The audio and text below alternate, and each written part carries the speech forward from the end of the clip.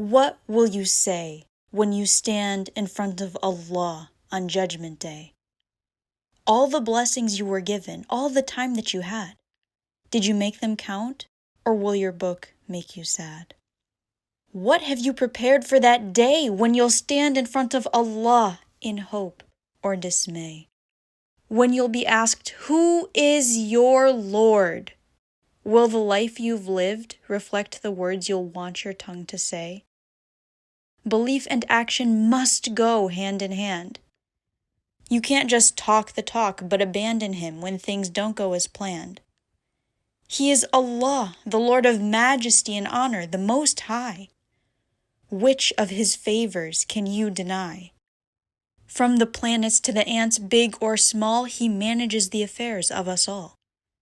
He's the one to whom the mountain crumbled, and everything, willingly or unwillingly, is humbled. He is so powerful that He can bring the whole world to its knees. And yet, He presents Himself to us as the most gracious, the most merciful, with Bismillahir Rahmanir Rahim. And out of all of those whose desires are leading them astray, He has given you the gift to know Him and say, La ilaha illallah. So are you heedless and adrift, or are you grateful for that gift? To show true gratitude and love, you need to submit exclusively to the One above. But what about when you sin and you fall? Muslim doesn't mean perfect. Muslim doesn't mean always doing things right.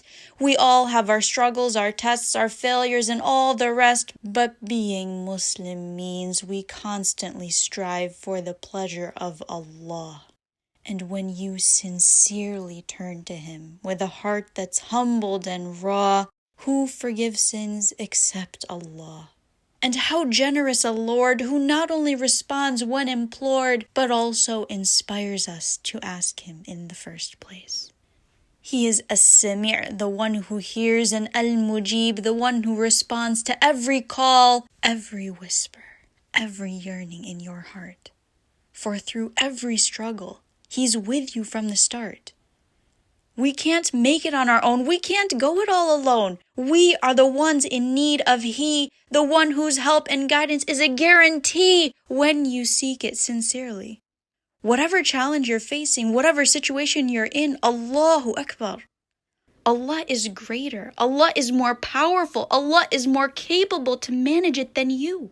So put your trust completely in Him, as believers are taught to do. He doesn't want you to suffer. He doesn't want you to despair. He wants to elevate you, to turn you to Him in humility and prayer. Because when you reject this world's distractions and shaitan's ruse and choose Allah, you never lose. He's the one who cooled the fire for His Khalil. He responds to every appeal. He's the one who split the sea. That's the Lord of you and me. He answered the cry from the belly of the whale because it's in turning to Allah that the believers prevail. It's true, who are we compared to them? We're not prophets among men. But the question shouldn't be, who are we? But rather, who is He? He's the one of power, the one of might. He can easily remove any plight. So do not grieve and do not fear, for verily your Lord is always near. Dua is your audience with the King of Kings, and He is powerful over all things. Miracles are something in which we truly believe. So ask Him for every big or little thing your heart can conceive. Repel evil with that which is best, and you'll find in your life much that is blessed. Be steadfast. Don't lose hope. Hold tightly onto Allah's rope. Because if you want the support of Allah when all's said and done, you need to make sure He's always your number one. So turn to Him in full submission, and He'll give you more than you could ever envision.